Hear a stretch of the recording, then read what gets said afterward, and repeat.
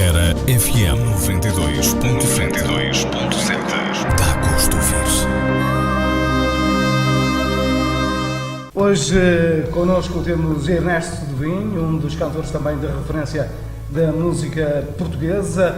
Ele que também nos faz uma visita aqui aos estúdios da Era FM. Ele que está de regresso em grande para este ano de 2017. Ernesto Devinho nasceu em Valdevila, São João da Pesqueira, não é assim?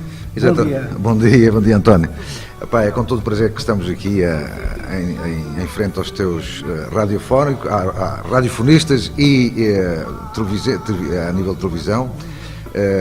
Portanto, sim, nasci em São João da Pesqueira, Valdevila, uma terra muito bonita, que não é muito longe daqui, que é no alto. Ali pertinho também, colado também às margens de Douro, exatamente, da Régua, aí foi zona lindíssima, tudo começou aí. Não? Foi aí que eu vivi a minha infância, até à idade de 15 anos. Pronto, e depois, aos 15 anos, fugi por esse mundo fora, como muitos saíram.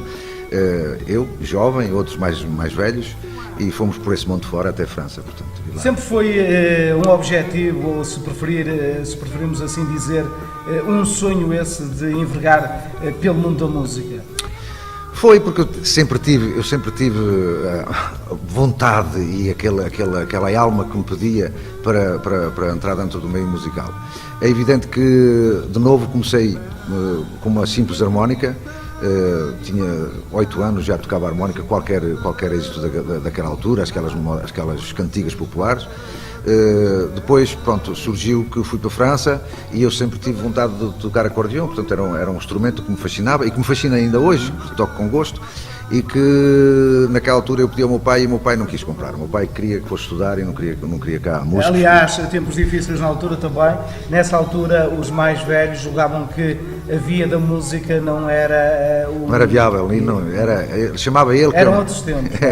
Chamava ele que a música que era para os bandidos, para os bardinos. Quase todas as pessoas nessa altura. Hoje nós com mais idade chegámos a essa conclusão que em algumas profissões, essas pessoas de idade, na altura os nossos pais, tinham certa razão. Tinham, mas além disso há o gosto. Portanto, é evidente que se eu tivesse estudado, era uma das coisas que eu gostava, que era medicina. Portanto, hoje talvez fosse um médico, ou professor de médicos. Na altura, as pessoas mais velhas queriam incutir nos filhos, não era? Exatamente. Era essa via, médico... Ter uma profissão estável. Exato. Surgiu que, por motivos... que sabes que naquela altura existia a PIDE e nós também andámos, menos o primeiro ano que andei a estudar foi em Lamego, e já falávamos um bocadinho de política, sabes, escondido, e havia aqueles bufos naquela altura, aqueles bufos da PIDE que andavam à escuta daqui, de além de tudo que se passava, e um dia houve um que tratou mal o meu pai, porque eu também já falava um bocadinho de política, portanto não era estúpido, tinha os horizontes abertos e escutava o que se passava no estrangeiro, e tratou mal o meu pai, portanto tratou mal e eu dei-lhe um pequeno soco assim, só no nariz, né? Portanto, e ele caiu, e eu naquela noite fui obrigado a ir embora, porque senão iam prender para a prisão de menores, para a prisão de menores, claro, ia passar a tribunal de menores e iam prender a certeza.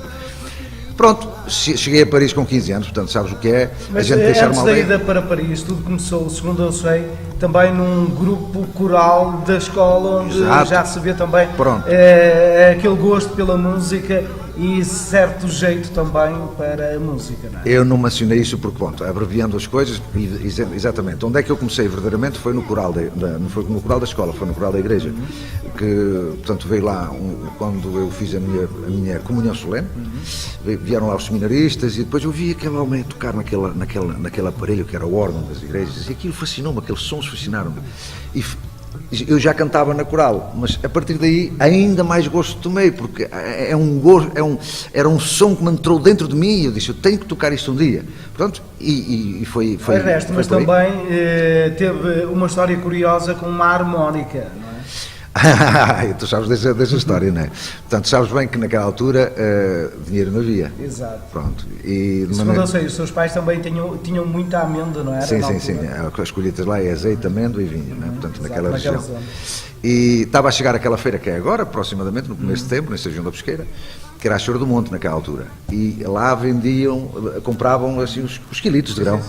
E eu, como não tinha alternativa, portanto, disse ao meu pai que fui ao Rebusco apanhar aquelas amêndoas que ficavam para trás, mas jamais iria juntar para comprar a minha harmónica.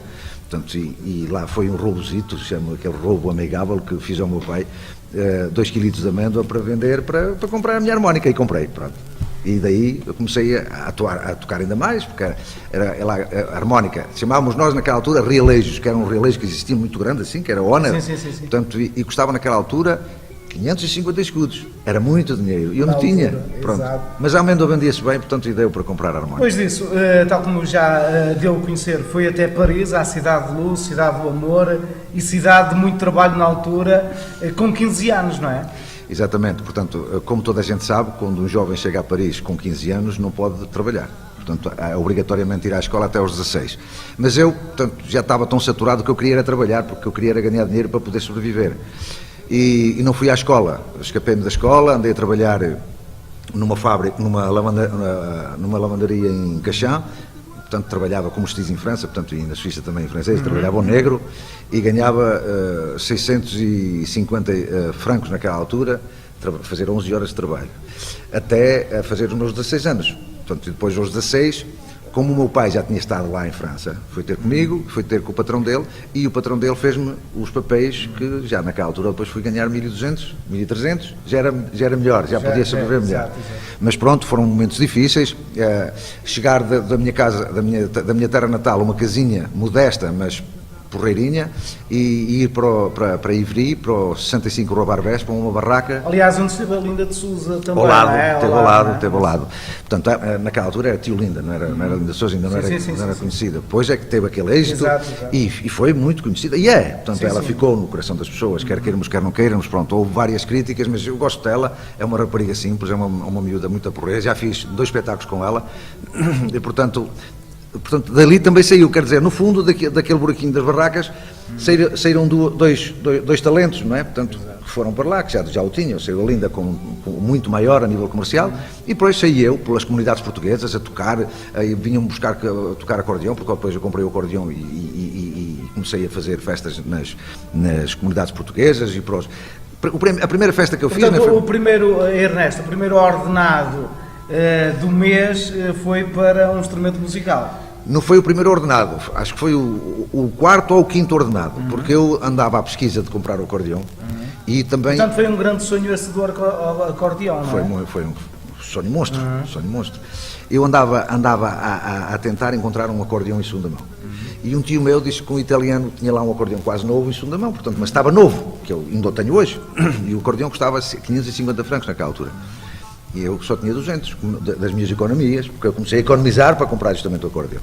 E depois, lá foi mais uma vez, portanto o meu pai tinha, sabes que naquela altura a gente ganhava e mandava para as famílias, não é? E, de maneira que lá fui à carteira naquela altura, que era o fim do mês, portanto ele estava preparadinho para me enviar 1.350 francos para baixo para a minha mãe.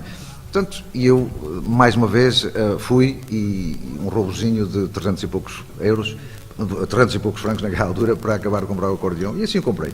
Em 1977, aí está o Ernesto Sedovim com o seu primeiro trabalho.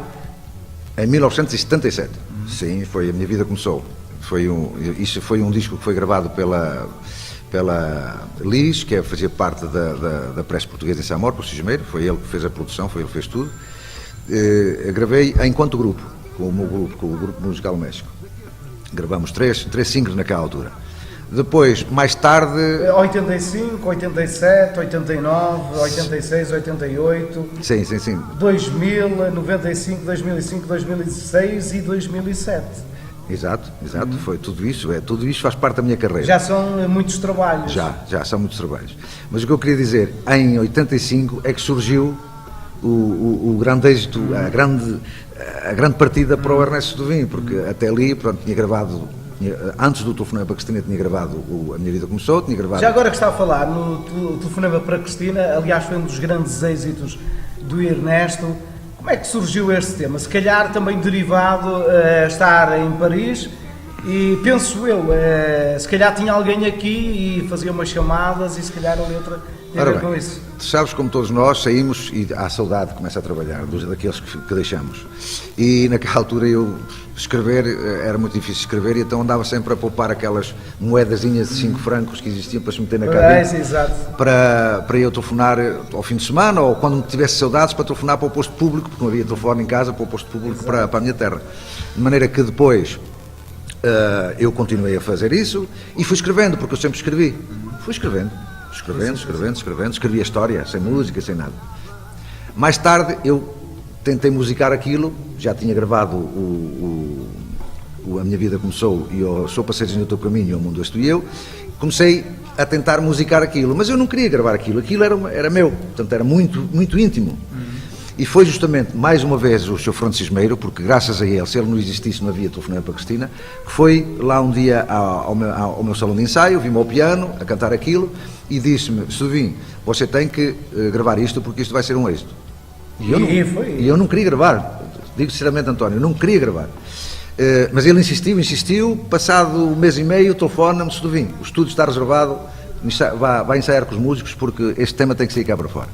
E foi ele o primeiro homem, a primeira pessoa a lançar esse tema em França, que deu sucesso de imediato, esteve na Rádio Iglantina, acho que não sei quantas semanas em primeiro lugar, e depois ele, portanto, associou-se com a Disco 7 em Lisboa e tentaram lançar isso em Portugal. Portanto, em Portugal saiu mais ou menos em 86, por essa data assim. Foi a partir daí que eu trabalhava como toda a gente trabalhava, como todos nós, que eu tinha a minha profissão, que era mestre de obras, e pronto, e fui obrigado a deixar para seguir, se dedicar à música, para seguir a música, porque não podia mais. Mas segundo eu sei também, depois teve uma paragem, derivado também a problemas pessoais, não é, na sua vida, que tem a ver também com a sua cara metade, e agora o regresso à aposta, mais uma vez, se calhar também derivado aos seus filhos, que o incentivaram a continuar na música, porque sem a música a vida não faz sentido para si, não é? Não, é verdade. Pronto, essa foi a parte mais trágica, foi uma tragédia grande na minha vida, que me deixou bastante abalado, pronto, psicologicamente fiquei mal. Foi a minha companheira que teve um acidente de autocarro em Bordeus, em 2004, isto toda a gente sabe, portanto, estavam lá as televisões todas, enfim. De maneira que fiquei completamente abaixo, fiquei completamente a zero, e o ano seguinte, em 2005, já tinha 32 espetáculos agendados e acabei com tudo, porque não dava. Portanto, eu estimo que nós, artistas, temos que ir para o público a sorrir. E eu não tinha sorriso para dar ao público, não tinha nada para dar ao público, portanto não havia razão para que eu fosse enganar o público. Eu não gosto. Portanto, parei, e com a decisão de não voltar mais. Tentei vir em 2006,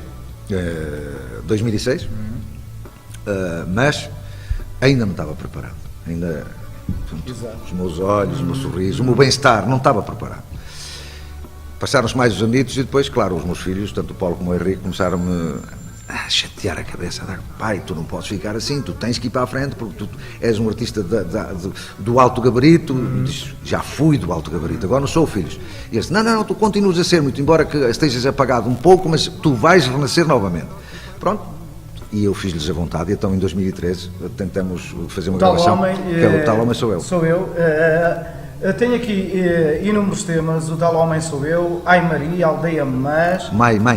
A Aldeia Mãe, foi um erro tipográfico. A Aldeia Mãe, Amar é Sério. Amar é Sério. Amar é Sério, Tema de Luz, Como a Portuguesa Não Há, Para Te Ver, Todas as Mulheres São Bonitas, A Voz da Distância, Só Para Dizer Assim Será, Existência. 12 temas num CD que tenta lançar novamente nos palcos da música o Ernesto Silvinho, não é?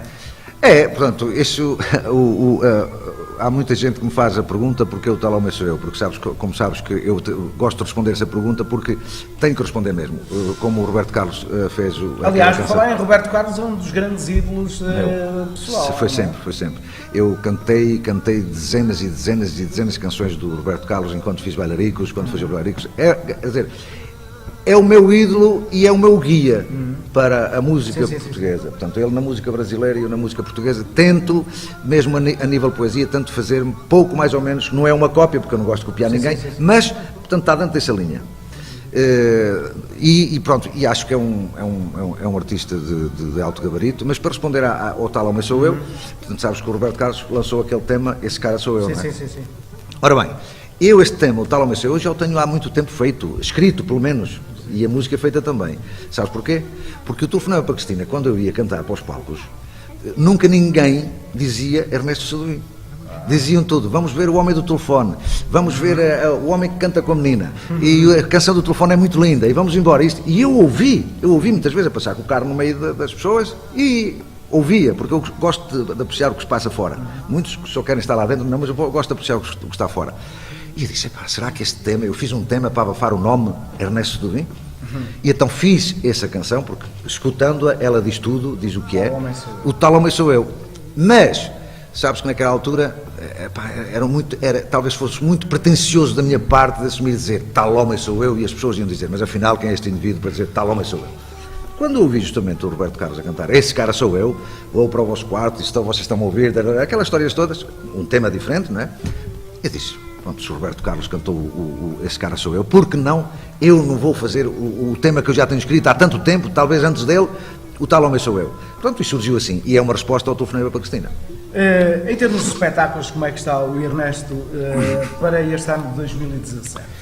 Olha, em termos de espetáculos, isto tem sido mais em termos de promoção do que espetáculos. Sabes que voltar à ribalta é um problema. E eu estive muito tempo parado.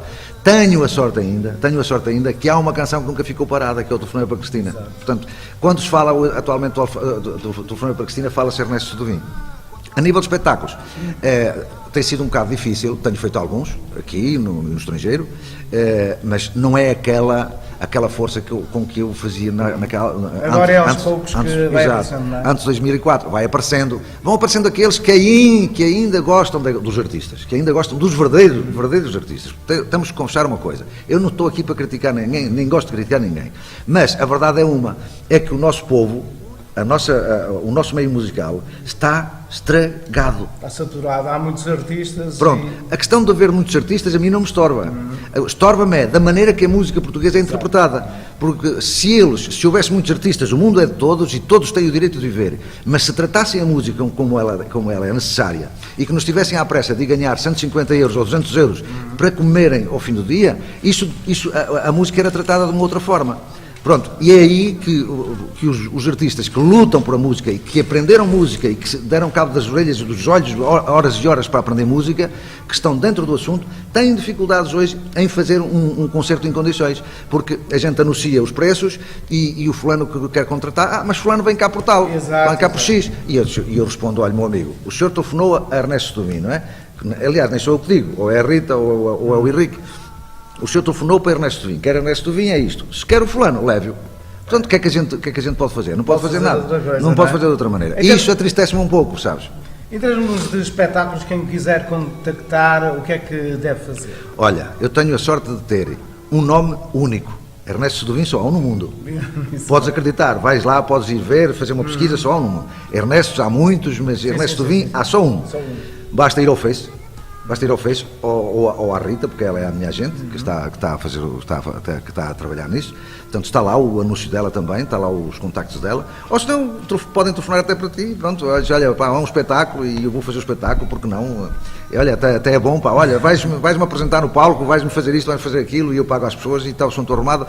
É assim que se hoje fazem os espetáculos, porque hoje, aqueles empresários que andam por aí, que têm uma lista de artistas, pá, de 50 artistas, e chegam lá qual querem, esses artistas... Há um ou dois que escapa, do resto é tudo escapa.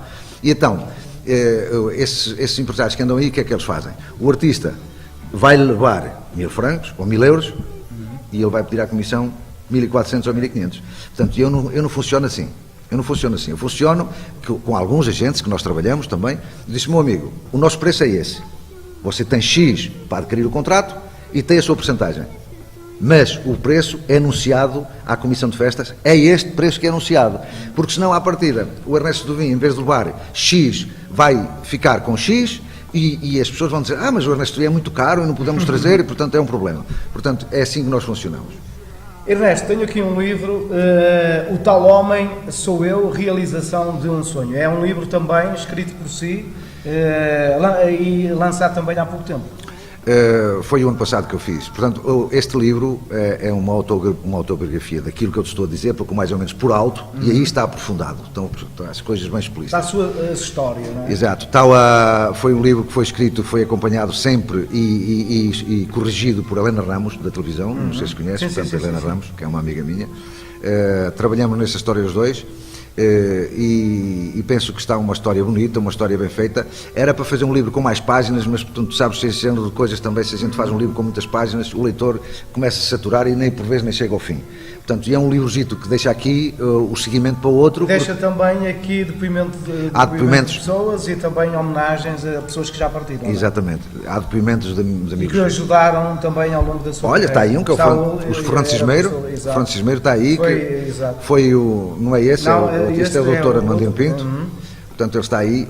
Este foi o primeiro homem a passar o telefone para Cristina em Portugal, o Costa Guimarães, não sei se conheceste, que era locutor na Rádio Alto Douro, e agora a Rádio Alto Douro já não existe, portanto portanto, mas há aí depoimentos das pessoas, elas é que o dizem, portanto são pessoas que me conhecem. Portanto, um livro também para aproveitar e saber mais um pouco da sua história. Exatamente, eu até vou, agora, talvez no fim de agosto, vou fazer uma apresentação na FNAC em Lisboa, que o editor é o Esplendor de Palavras, que é o meu amigo Nuno, e pronto, vamos fazer uma exposiçãozinha, que já era para ter feito, mas só que o tempo não dá para nada, uma exposição na FNAC em Lisboa, e depois talvez apareça em algumas FNACs a vender também. Para finalizar, perguntas rápidas que eu faço a todos os artistas que se deslocam aqui à rádio. Ernesto, qual foi a primeira coisa que fez hoje ao acordar? Pensar que tinha uma entrevista e que tinha que cumprir com a minha obrigação. Se fosse uma ave, qual era a ave que escolhia para ser? Olha, o pombo. Sim, o pombo? Pombo. Qual é a cor preferida? Aquela cor que gosta mais no seu dia-a-dia? Olha, vocês têm aqui uma cor bonita. É este verde que eu gosto. Acredita em Deus? Claro que acredito em Deus. Acha que existe algo para além da morte? Existe, sim, senhor. O que faz por amor, o Ernesto? Tudo. Se tivesse a oportunidade de estar com um artista consagrado do mundo, qual era o artista que escolhia para estar com ele durante meia hora? Eu já estive, que é diferente, mas pronto, não foi meia hora, foi um pouco. Roberto Carlos, claro. Em termos de comida, qual é aquela comida que gosta mais? Feijoada. À portuguesa. Bem à portuguesa. Frio ou calor? Calor. Qual era a viagem de sonho? Já fiz tantas, a viagem de sonho, talvez à Lua, não sei, a Lua já não existe, mas lá há aquele mundo espacial que existe, não sei, talvez, mas para a nossa terra já fiz. Se o seu país estivesse em guerra e tivesse apenas que levar 3 coisas, o que é que levava consigo? Não levava armas de certeza, levava amor, porque acho que o amor vence tudo. Para finalizar, qual era a mensagem que gostaria de deixar a todos aqueles que nos vão ouvir e ver, mas de um modo geral, a todos aqueles que o seguem no Facebook e o seguem nos espetáculos? Olha, desejo-lhe muita sorte, muita saúde, que já é o importante, que Deus os acompanhe todos os dias. Não vou desejar dinheiro, porque eu nunca desejei dinheiro a ninguém, porque o dinheiro ganha-se quando a gente tem saúde. A todos aqueles que me acompanham, a todos aqueles que põem gostos no Face e, portanto, também à Rita, porque ela é incansável nisso, aos meus filhos, ao Paulo e ao Henrique, à minha companheira que está na Suíça, que é a Celeste, portanto, que me tem ajudado moralmente e psicologicamente bem, para eles todos e para vocês, meus amigos, todo mundo, os vossos ouvintes e tanto radiofónicos como televisivos. Um grande abraço e muita sorte, muita saúde. Obrigado. Ernesto, nosso muito obrigado por ter estado aqui nos nossos estúdios, muito sucesso, e apelamos também para a compra do CD do Tal Homem Sou Eu, e ainda também do livro que brevemente vai ser apresentado também na FNAC, O Tal Homem Sou Eu, a realização de um sonho.